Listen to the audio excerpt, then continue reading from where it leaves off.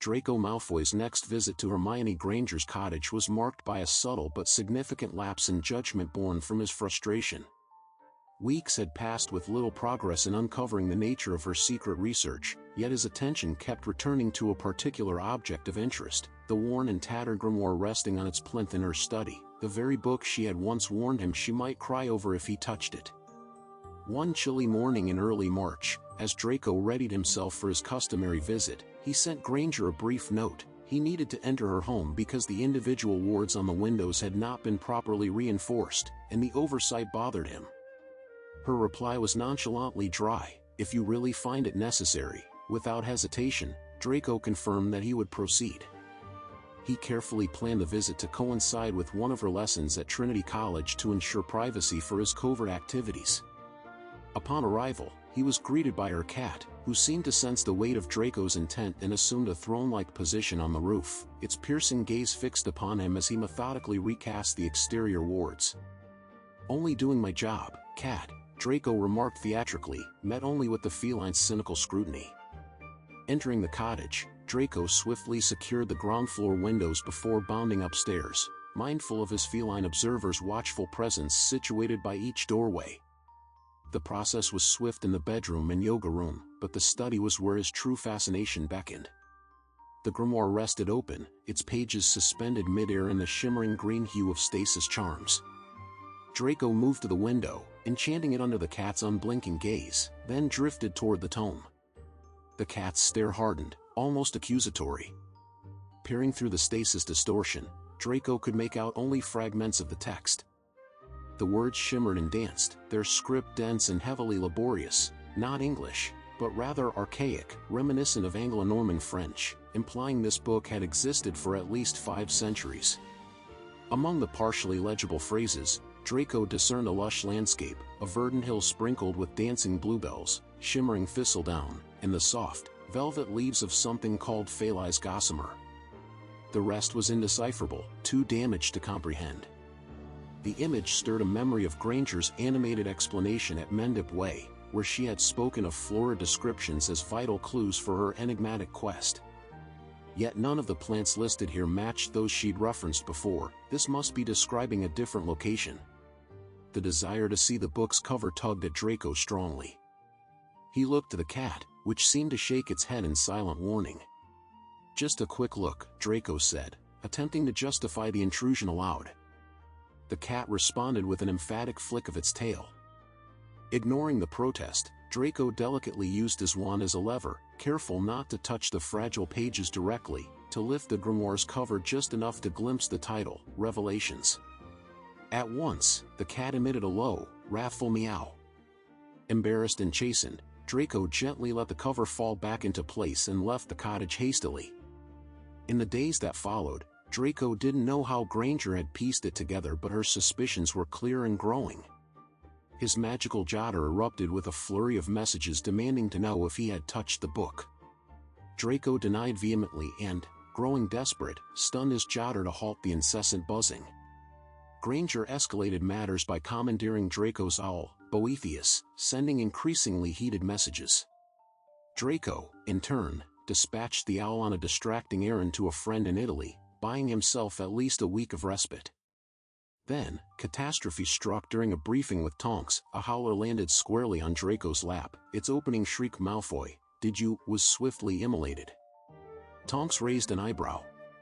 "Was that Hermione?" "Yes," Draco admitted quietly. "That explains that," Tonks said, nodding toward the faux glass behind her, where a shadowy figure hauntingly resembled the curly-haired witch, arms crossed defiantly. "I suppose she's having violent thoughts about you simply for being near me," Tonks observed. Pressed for details, Draco insisted, "Nothing." The truth was close enough. Tonks lingered over him, tapping her fingers nervously before asserting, "I'll assume whatever you did was in your professional capacity, ensuring her protection." "That is always my primary objective," Draco affirmed. With a final warning, Tonks dismissed him, allowing Draco to retreat back to his cubicle, only to be ambushed by a silver otter Patronus, which called him a nosy prat and a bloody liar, recommending he jump off a bridge. Draco, amused and annoyed, sent his Patronus back with a pointed note requesting Granger keep her loud magical familiars in check. For a short while, peace returned. Draco remained vigilant, scanning Granger's schedule for gaps when she might visit him. None came, likely because she was engaged in life-saving work elsewhere. However, he soon noticed another one of her asterisk holidays approaching, the Ostra festival that very weekend. He casually jotted the reminder. Granger's response was immediate but pointedly off-topic. "That book was not yours to touch," Draco challenged. "Where are you going at Ostra?" She replied firmly. "You are not invited," Draco retorted. "Don't need an invitation," she countered.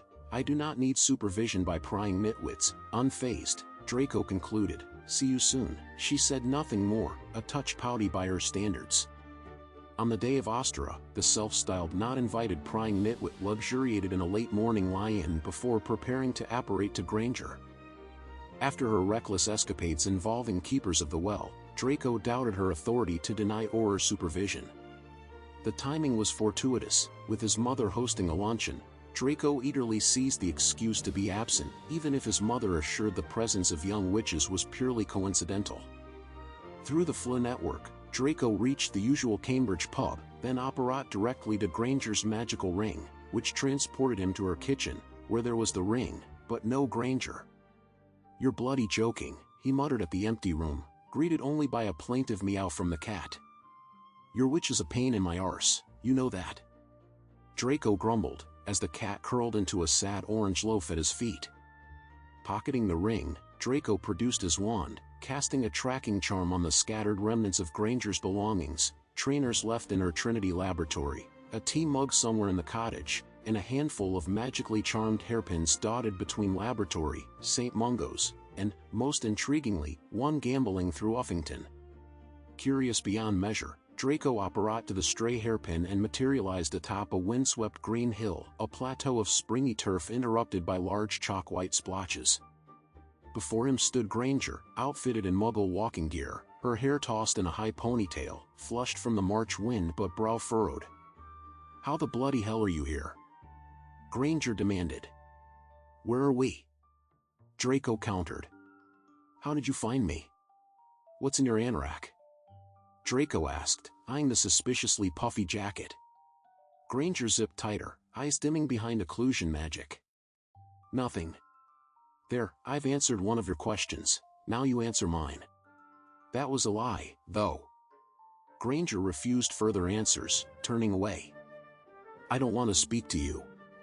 Draco pressed, sardonically noting her prior magical assaults, ferrying his jotter to explosion, commandeering his owl, sending a howler and an angry otter. "Oi, where are you going?" "Away from you." Frustrated, Draco followed her bounding retreat, chastising himself for the leniency of his lie-in. He called after her to wear the ring, which she ignored, nearly causing a collision with her sudden, unannounced bend.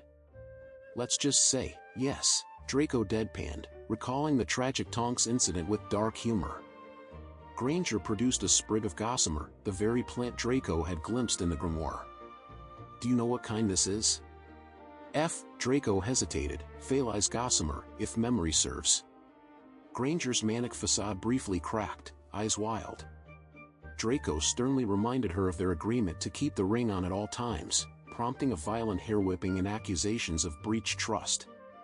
The ensuing shrieking was only broken when Draco urged her to put the ring back on, warning of constant surveillance by Aurors otherwise. Granger relented, hand placed roughly in Draco's grasp as he slid the ring onto her finger. Their charge was temporarily interrupted by passing Muggle walkers, mistaking the joined hands for an engagement. Draco barely refrained from directing a lethal glance their way while Granger feigned cheerful compliance to hasten their departure.